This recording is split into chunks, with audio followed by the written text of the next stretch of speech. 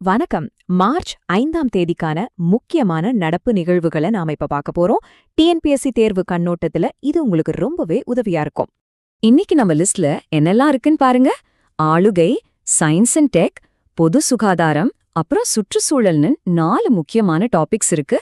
இது எல்லாமே தேர்வுல வரக்கூடிய பகுதிகள் தான். வாங்க உள்ள போலாம். முதல்ல ஆளுகை மற்றும் கொள்கை அறிவிப்புகள்.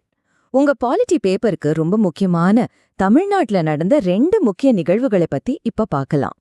சரி, முதல்ல நாம பார்க்க போறது தாலிக்கு தங்கம் திட்டம் பத்தின சென்னை உயர்நீதிமன்றத்தோட ஒரு முக்கியமான தீர்ப்பு. உங்களுக்கு ஞாபகம் இருக்கலாம், 2011ல கொண்டு வந்தாங்க இந்த திட்டத்தை. அதாவது மூவலூர் ராமாமிர்தம் அம்மையார் நினைவு திருமண உதவி திட்டம்னு சொல்வாங்க. இப்ப இந்த வழக்குல கோர்ட் என்ன சொல்லியிருக்காங்கன்னு நாம கொஞ்சம் டீட்டெயிலா பார்க்கலாம். உங்க ஆட்சியல் தேர்வுக்கு இந்த பாயிண்ட்ஸ் ரொம்ப முக்கியம். தனி நீதிபதி கொடுத்த ஆர்டரை டிவிஷன் பெஞ்ச் ஏன் கேன்சல் பண்ணுச்சுன்னு 5 காரணங்களை சொல்லியிருக்காங்க. இதுல ரொம்ப முக்கியமானது என்னன்னா, அரசாங்கத்தோட கொள்கை முடிவுகள்ல நீதிமன்றம் தலையிட முடியாதுன்னு சொன்னதுதான். இது அதிகார பிரிவினை கோட்பாட்டை வலியுறுத்துது. உங்க சிலபஸ்ல இது ஒரு முக்கியமான டாபிக் இல்லையோ? சரி, அரசாங்கத்தோட கொள்கைகளை கோர்ட் எப்படி பாக்குதுன்னு தெரிஞ்சுக்கிட்டோம். இப்போ அதே அரசாங்கம் டெக்னாலஜியை வச்சு எப்படி ஆளுகையை இன்னும் சிறப்பாக்குதுன்னு பார்க்கலாம்.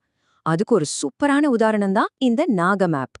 தமிழ்நாடு வனத்துறை அறிமுகப்படுத்தியிருக்கிற இந்த நாக மேப் ஒரு நெறிமுறைப்படி பாம்புகளை பிடிக்கிறதுக்காக உருவாக்கப்பட்ட இந்தியாவோட முதல் அதிகாரப்பூர்வ ஆப். இதனால மனிதர்களுக்கும் பாம்புகளுக்கும் இடையான மோதல் குறையும். அதே சமயம் பாம்புகளோட பரவல் பத்தின அறிவியல் டேட்டாவும் நமக்கு கிடைக்கும். ஆளுகையில தொழில்நுட்பத்தோட பங்குக்கு இது ஒரு நல்ல எடுத்துக்காட்டு. ஆளுகையில டெக்னாலஜி பத்தி பார்த்தோம் இல்லையா?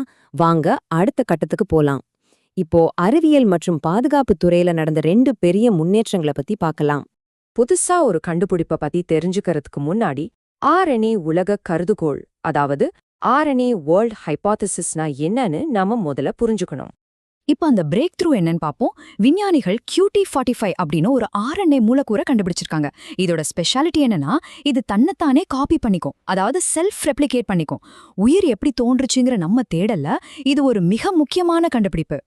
அப்போ இதுல நாம புரிஞ்சுக்க வேண்டிய முக்கியமான வித்தியாசம் என்ன தெரியுமா? அந்த பழைய மில்லர் யூரே எக்ஸ்பெரிமெண்ட் புரோட்டீனோட மூலப்பொருட்களை உருவாக்கலான்னு காட்டுச்சு. ஆனா இந்த QT45 கண்டுபிடிப்பு அதையும் தாண்டி ஜெனட்டிக் மெட்டீரியலே, அதாவது மரபு பொருளே எப்படி தன்னைத்தானே காப்பி பண்ணிக்க முடியும்னு நிரூபிச்சிருக்கு. இது ஒரு பெரிய பிரேக் த்ரூ இல்லையா? சயின்ஸ்ல இருந்து டிஃபென்ஸ்க்கு வருவோம். நம்ம DRDO VSHORS அப்படிங்கிற ஒரு ஏவுகணைய வெற்றிகரமா சோதிச்சிருக்காங்க. இது ரொம்ப குறுகிய தூர வான் பாதுகாப்பு அமைப்பு. அதாவது ரொம்ப தாழ்வா பறந்து வர்ற எதிரி விமானங்களை, ட்ரோன்களை சுட்டு வீழ்த்தும். இது இந்தியாவோட ஏர் டிஃபென்ஸ் சிஸ்டத்தை இன்னும் ஸ்ட்ராங் ஆக்கும். சரி, நாட்டோட பாதுகாப்பை பார்த்துட்டோம். இப்ப மக்களோட பாதுகாப்பு, அதாவது பொது சுகாதாரம் பத்தி பார்க்கலாம். தமிழ்நாட்டுல கேன்சர் நிலவரம் என்ன, உறுப்பு தானம் எப்படி இருக்குன்னு சில முக்கியமான டேட்டாவை பார்க்கலாம் வாங்க. தமிழ்நாட்டுல வாய் புற்றுநோய் ஒரு பெரிய பிரச்சனையா இருக்கு. இந்த மேப்ல பாத்தீங்கன்னா 2021ல எந்தெந்த மாவட்டத்துல ஆண்களுக்கு பாதிப்பு அதிகமா இருக்குன்னு காட்டுது. இந்த அடர் சிவப்பு நிறம் காட்டுற இடங்கள்ல பாதிப்பு ரொம்ப அதிகம். தமிழ்நாடு புற்றுநோய் பதிவு திட்டத்தோட டேட்டா இன்னும் தெளிவா ஒரு விஷயத்த சொல்லுது. ஆண்களுக்கு இந்த பாதிப்பு விகிதம் பெண்களை விட 2 மடங்கு அதிகமா இருக்கு. இப்ப ஒரு நல்ல செய்தி. உறுப்பு தானத்துல தமிழ்நாடு தொடர்ந்து மத்த மாநிலங்களுக்கு ஒரு முன்னோடியா இருக்கு. இந்த முழு திட்டத்தையும் நிர்வகிக்கிறது நம்ம தமிழ்நாடு உறுப்பு மாற்று ஆணையம், அதாவது டிரான்ஸ்டான். இந்த திட்டத்தோட சக்சஸ் பாருங்க. இந்த வருஷம் மட்டுமே குறிப்பிடத்தக்க வகையில இறந்த 57 பேருடைய உறுப்புகள் தானமா கிடைச்சிருக்கு. அதுவும் எப்ப தெரியுமா? இந்த 2026ஆம் வருஷத்தோட 2 மாசத்துல. இத வச்சே நம்ம தெரிஞ்சுக்கலாம் உறுப்பு தானத்துல தமிழ்நாடு ஏன் தொடர்ந்து டாப்ல இருக்குன்னு. வாங்க நம்ம கடைசி பகுதிக்கு வந்துட்டோம். இதுல இயற்கையையும் வரலாற்றையும் இணைக்கிற 2 செய்திகள் இருக்கு. அழிவின் விளிம்புல இருக்கிற ஒரு உயிரினம், அப்புறம் மண்ணுக்குள்ள இருந்து கிடைச்ச ஒரு வரலாற்று ஆதாரம்.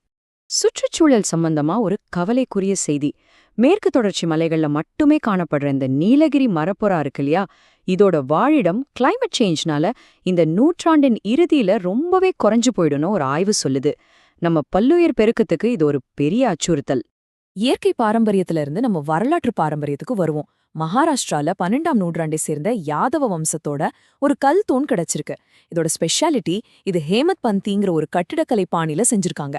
அதாவது சிமெண்ட் மாதிரி எதுவும் இல்லாம கற்களை ஒன்னோட ஒன்னு கோர்த்து சுவர்களை கட்டுறது தான் இந்த ஸ்டைல். நாம இன்னைக்கு பார்த்த விஷயங்கள் எல்லாமே கோர்ட் தீர்ப்பு, புது ஆப், அறிவியல் கண்டுபிடிப்பு, ஹெல்த் டேட்டா, வரலாற்று சின்னம்னு எல்லாமே ஒன்னோட ஒன்னு கனெக்ட் ஆனதுதான்.